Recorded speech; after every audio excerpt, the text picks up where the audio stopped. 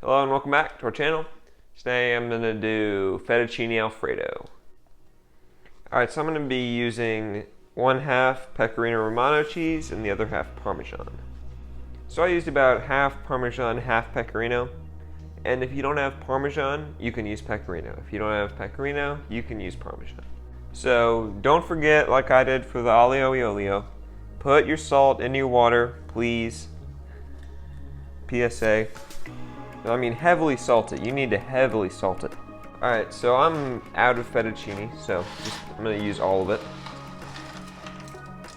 Like that. And then it says 10 to 12 minutes, so you do 5. So basically exactly half of what it says. So I'm going to pop in about 3 tablespoons of butter.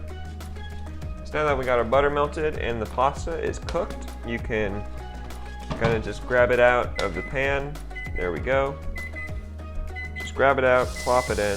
You want to hear that nice sizzle.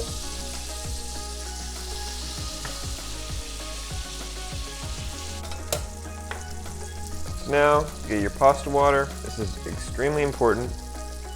Dump it in, and we mix. Alright, so you want your sauce with the water and butter to kind of look like milk. And then you pump in cheese. Don't add it in all at once. You might need to add less.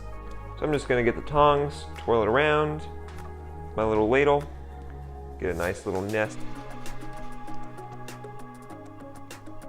So that's going to make fettuccine Alfredo.